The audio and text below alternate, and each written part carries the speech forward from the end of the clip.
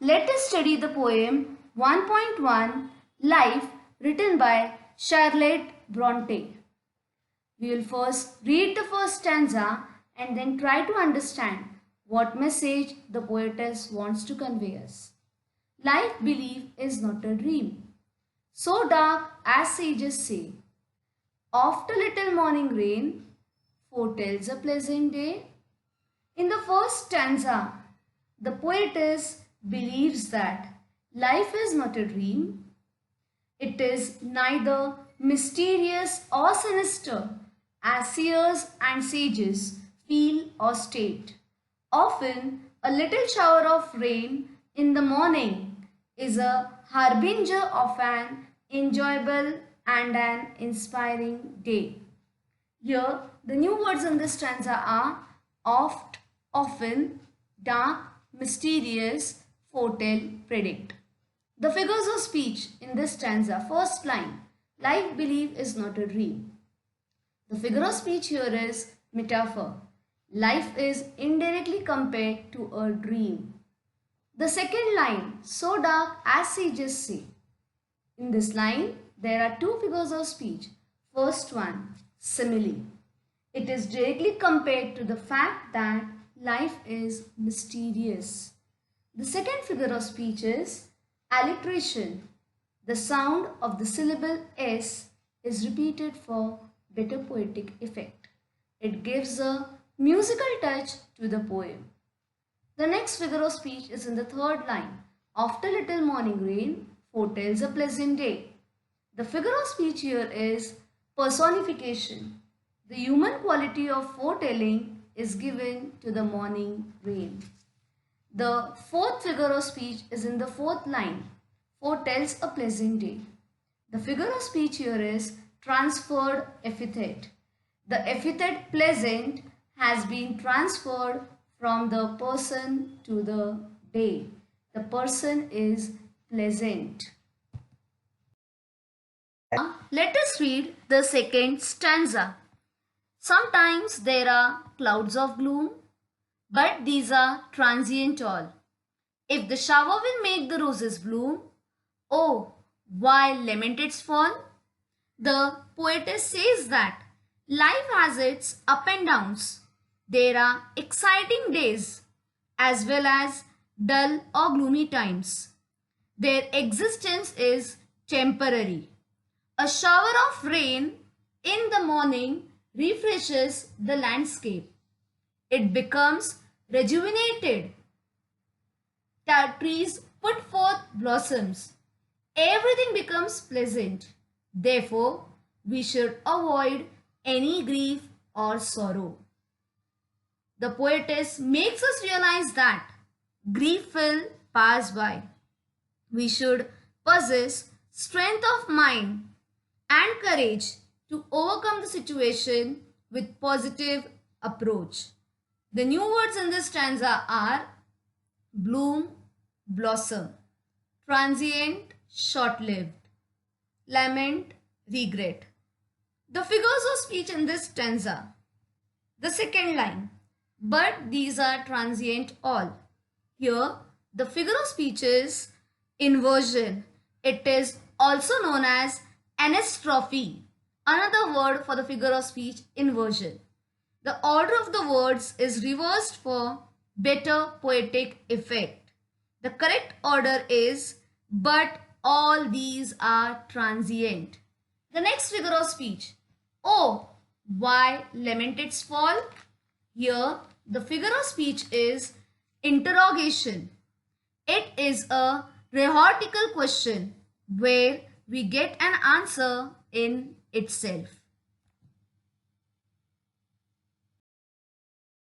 Read the third stanza.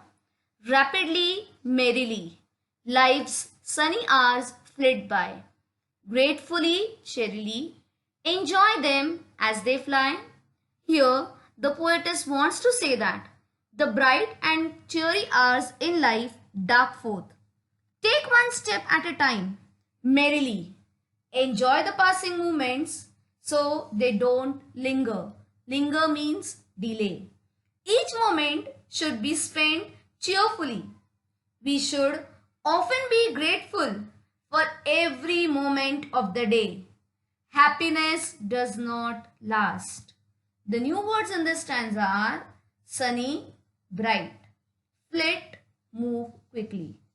The figures of speech in this stanza are: first, life's sunny hours flit by. The figure of speech here is metaphor. The sunny hours are indirectly compared to life's happy moments. There is one more figure of speech in this line, that is personification. The human quality of flying is given to ours. The stanza 4. What though death at times steps in and calls our best away? What though sorrow seems to win over hope a heavy sway? In this stanza, the poetess makes us aware of the reality of life. What comes to life has to pass away. Death takes our beloved ones, leaving us in shock and grief. Time is the best healer. We mourn the loss of our beloved ones who have gone to their heavenly abode.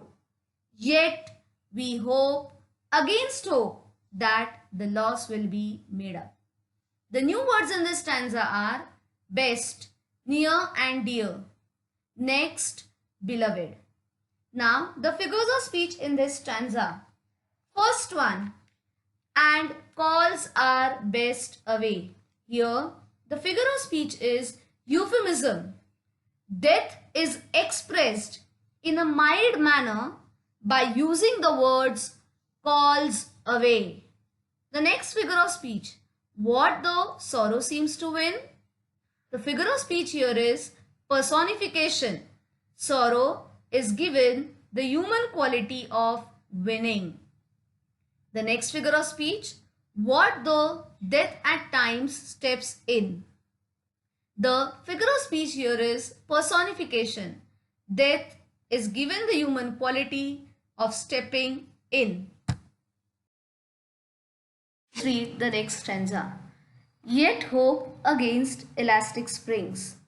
Unconquered though she fell, still buoyant are her golden wings, still strong to bear us well. Now let us try to understand this stanza line by line. In the first line, the poetess says, hope springs with a bounce, but she is unconquered. Yet her golden wings that fly are strong and take her higher and higher. In short, the poet wants to give us a message. A ray of hope is kindled in our heart. We may not realize that things will happen. The poetess has a positive attitude towards hope. She feels that though the golden winged hope may rise everywhere, yet we are strong enough to endure her. The new words here are elastic springs rise. The figures of speech in this stanza are: the first, still buoyant are her golden wings. The figure of speech here is inversion or anastrophe. The order of the words is reversed for better poetic effect. The correct order should be: her golden wings are still buoyant. The next figure of speech, unconquered though she fell. The figure of speech here is personification. She represents hope. She cannot be conquered because we only hope, but things come to reality. Hope against hope. The last stanza. Manfully, fearlessly, the day of trial bear, for gloriously, victoriously, can courage quell despair, by Charlotte Bronte. In this stanza, the poetess wants to convey the message that Life is a trial. We have to bear it bravely, resolutely, without any fear. However victorious or courageous one is, courage should overcome despair. We should face trials and disasters and overcome them with hope and courage. Life is kindled in us. We muster courage and not let ourselves despair for the failures. The new words in this stanza are quell, overcome. The figure of speech is second line, the day of trial bear. The figure of speech here is metaphor. The day is indirectly compared to the trials of the life. Thank you. Gives us a message that look at the good side of life. Never give up or despair. With courage, overcome sorrow. Remember, life is not always evil or sinister. The tone of the poem is serious and motivating. The rhyme scheme of the poem is AB, AB. The style is simple and attractive. The language of expression can be comprehended. Thank you.